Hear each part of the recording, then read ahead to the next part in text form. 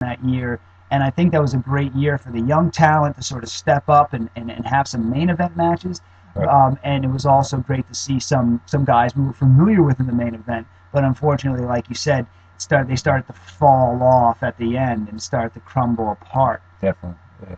And I think WrestleMania 8's a little bit overrated. I don't think it's like this classic WrestleMania like P.S. Power says. You know, obviously Hogan versus Sid doesn't really leave a good taste in your mouth for the biggest match of the year. And, you know, Warrior's return was kind of a fluke. He feuded with Papa Shango, which I thought was kind of... I just think there was a little bit of, you know, mediocre things that went on during that year. But overall, it was still a very, very fun year. Yeah. Yeah. All right, so number 4, we're going to go with 1997. 1997. 1997 was pretty much, you know, the start of the Attitude Era, in my opinion. Obviously, this is when, you know, Austin really came into his own. You had the great WrestleMania 13 match between Bret and Austin, and you also saw Bret, you know, finally turn heel and started his own, you know, Hart Foundation with Owen Hart, British Bulldog, and Brian Pillman. And, you know, just some of the shoot promos that Shawn and Bret did were awesome. You know, Shawn Michaels lost his smile and decided not to drop the belt to Bret at WrestleMania. So there was a lot of behind-the-scenes things going on that you could see the ECW. They started to co-promote with ECW, so you saw an inflection of ECW fans and you know, mainstream WWE fans actually coming to the shows. So, yeah, I just thought 97 definitely, you know, the screw job, just an awesome year. Canadian Stampede, you know, Stone Cold Steve Austin really, you know, coming into his own as well, like I said. Yeah. Yeah, when I look back on the year and I watch matches from that year, I'm not a huge fan of it. I thought there was a lot of brawling. I thought there was a lot of hardcore stuff going on, which personally I'm not a huge fan of. But it was too important to leave off the list, and it was too important to put it too far down on the list. I think that's why we have it at number 4. It was such a pivotal year because WCW was on top, and I think what stands out about 97 for me is 2 things. Austin versus Bret at WrestleMania 13. That was such a marquee matchup. And then you also, of course, the screw job, as you mentioned, at Survivor Series later on that year. That was the paradoxical moment in professional wrestling. WWE has used that moment year after year to build up their wrestlers, to screw other wrestlers in the storyline. They used it in '98 to screw Austin. They used it when Benoit had his title reign when he went to Backlash in Montreal. Edmonton. Yeah, I'm sorry, Edmonton, when he fought HBK and Triple H. They even used it with CM Punk and Cena at Money in the Bank. That's right. Wow, they continue to use that now. I think it's kind of getting a little old, right. But it was exciting to see them do those things, and like you said, all the behind the scenes stuff. That's when we started to realize, and you know, all the stuff with D-Generation X at the end of '97. You started to realize all the stuff that was going on backstage. All that dirty laundry was being brought out right into the ring, right in front of the whole crowd. And that's great. That makes for great television. And this is when Shawn really started losing his mind with sticking the gauze down his pants. And he was doing what he wanted to do. Doing whatever the hell he wanted. What he said was he was just doing the shit he did in the locker room with Triple H and then just doing it out in the open. Right. That's the stuff that was happening. Yeah. All right, 97. Let's not forget about the Undertaker. He had his longest title reign, and you know, we probably saw, you know, the best Hell in a Cell match between Shawn and Undertaker, and that's when Shawn Michaels started getting back his confidence. So it's a shame his career was cut short because, you know, I think after, you know, obviously there was such bad blood between Shawn and Bret. It just would have been interesting to see how Shawn would have done, you know, had he been, you know, part of the Attitude Era. Yeah, it would have been interesting, but I mean, who knows? In a way, it was also nice to see him come back in 2002. Yeah, you're right. All right, so let's move right along. At number 3, we have 2002. Yeah. No, so obviously I'm really high on 2002. You know, from a roster standpoint and from a talent standpoint, this is probably their best year as far as the overall roster. However, though, you know, this is when the booking and the storyline started to become a little bit questionable. And maybe the roster became a little bit too oversaturated. This is when they went into the brand extension mode, and which was a good thing because obviously a lot of the talent wasn't getting the chance to shine on TV. Now, what about 2002 really hurt the year for you, even though the second half was almost flawless? I had this high on my list before we sort of combined our list together, but what hurts it for me is that it didn't get off to a good start. 2002, you had the NWO, which was cool to see, but it was really disappointing because those guys weren't where they needed to be as far as their athleticism and their dedication to the product. I mean, it's obvious. The Jericho had a very sour title reign in the beginning of 2002. Not entirely his fault, you know. It's who he was working with. And I just wasn't a huge fan of it. I thought WrestleMania 18 was one of the worst WrestleManias.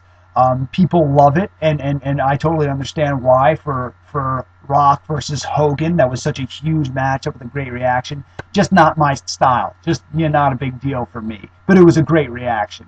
The reason why 2002 is so high on our list is because by SummerSlam 2002, the quality of the wrestling was so good, probably better than we've ever seen from match to match. We had pay-per-views. We were like, oh my God, Kurt Angle, Chris Benoit, Eddie Guerrero, Brock Lesnar. There was all this stuff going on. The cruiserweights were great. Everything was just bam, bam, bam. And it was just fun to see. All right, so let's talk about the negative side of it, though. Jericho was really booked poorly, you would say. He had a great feud with The Rock, but Triple H kind of killed his momentum. The writing was just terrible. How the Triple H Jericho feud was basically over a dog. Why Stephanie McMahon and the dog got involved in that? It was more about Triple H and Stephanie, to tell you the truth. I think they really did a poor job of making Jericho important. You've got to push your champion. Right. You've got to put, especially your heel champion. You got to push your champion, and I think that's one of the reasons why people have always been pissed at Triple H this entire time. It's not just his fault; it's Stephanie McMahon's fault too. You don't highlight the face's wife. You highlight your champion and how the face has to overcome the champion.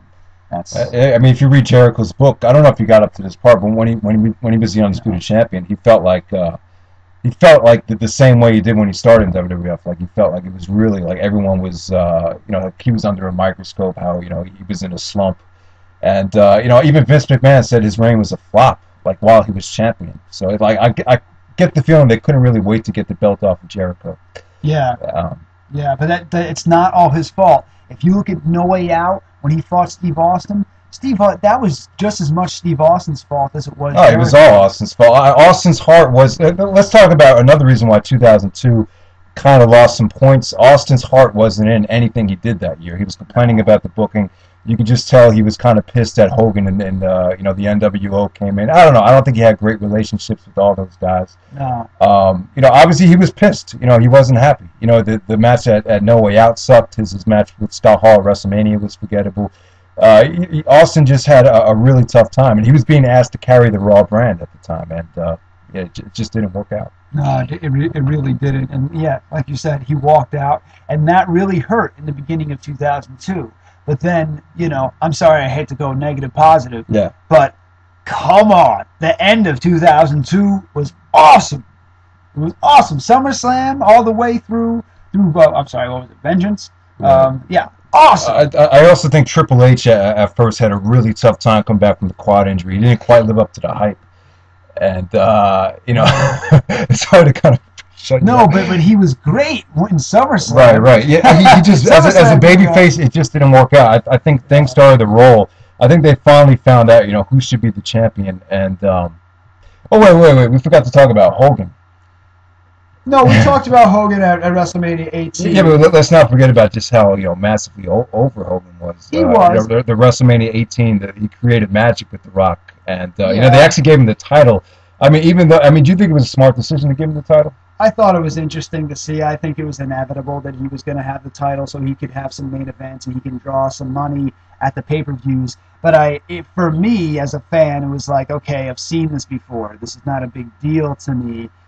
But it was exciting. It was exciting to see it happen. Triple H stated in his book, his workout book, that he felt it really killed off his momentum.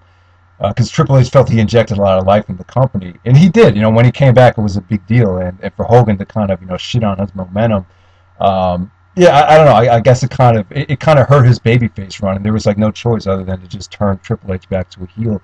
But I think things really started to pick up once Undertaker got the title. I felt like that was probably the Undertaker's best character. That portion of the American Badass character, I just thought he really did an awesome job. He dragged him around on his motorcycle. Yeah. Hogan was like, "Oh, brother. Oh, no, brother. Yeah, oh, brother." But yeah, I mean, in the summertime, they went through a crisis. After Austin left, Vince wanted to find the next breakout star, and then, and then Kurt Angle really started to step his game up. Edge started to step his game up. Benoit came back from the neck surgery. RVD was on fire. He had that great ladder match with Eddie Guerrero. Then Eddie came back. Let's not forget about Eddie. Eddie came back from rehab. He was actually fired by the WWE because I believe of a DUI or an overdose. I'm not sure exactly what happened. But when Eddie came back, you could obviously see he was putting the time into the gym. He was just in amazing shape and really busted his ass and really just was on fire at that time.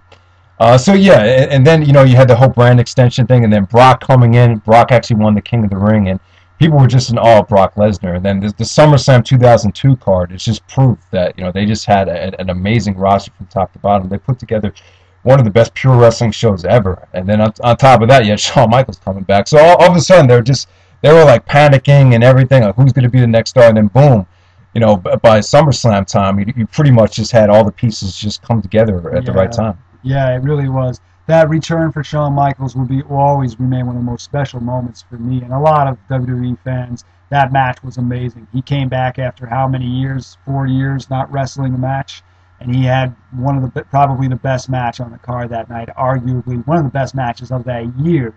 And then, I mean, I don't know if you mentioned Survivor Series yet, but Survivor Series was huge. The first Elimination Chamber, right. And you also Brock Lesnar versus the Big Show. That match is still big for me because that moment when he picked up Big Show and he F5'd him, I didn't think he could do it, and he did it, and the whole crowd went crazy. Yeah, what a moment that was. That was a crazy moment. Yeah, the Brock and Undertaker feud was very emotional as well. I love that feud. Oh, that Paul Heyman, the whole Paul Heyman thing with Brock was pretty cool. I think, and in retrospect, even though Brock was so hot at the time, I think from a financial standpoint, the right thing would have been to turn him face. But overall, I think Brock. It would have been better if they built Brock up until WrestleMania as the champion.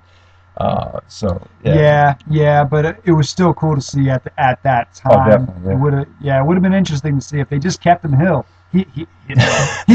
Kept him heel. No, Brock is definitely a more natural heel. I definitely think they dropped the ball with that. And it's hard for someone like Brock Lesnar to be a face because he's so strong. He was the Ivan Drago, man. We've never seen anything like an Ivan Drago except Brock. Brock was that guy, the unbeatable monster. That was him. Also, let me just say on SmackDown, I guess Paul Heyman was booking SmackDown at the time. Everyone knows this. You had, the Guerreros, Edge, and Rey Mysterio. Oh, yeah, Rey Mysterio came in and was awesome. Oh, yeah. And Angle and Benoit as a tag team. You just had some great quality wrestling on SmackDown. You had a great tag team title tournament, and it's never going to be duplicated. The end of 2002 was just made for some awesome television. So the second half of 2002, there's never going to be any other time like it in professional wrestling. It's probably my favorite time being a wrestling fan. From like August until like December of 2002. I agree. Or actually, you know what? I'll say SummerSlam until WrestleMania of 2003. That was the best period, in my opinion. Yeah. All right, so that's 2002. Definitely a shitload of star power that year. But a lot of people really hated the storylines.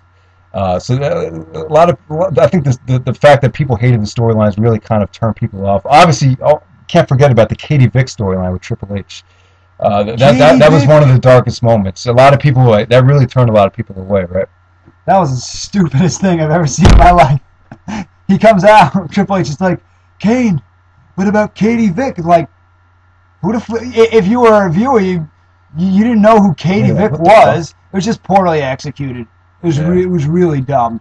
The necrophilia angle. But if you're necrophilia and junk, But if you're like us, you'll take great wrestling over storylines any day. That's how we've always been as wrestling fans. We appreciate good storylines, but if the matches are great, we won't care if the storylines are that bad. So All right, so that was 2002. All right, at number two, we actually have 2000, and you were really high in this year. 2000. Anytime you say the name 2000, the man that stands out for me more than anybody is Triple H. And I'm actually a fan of just about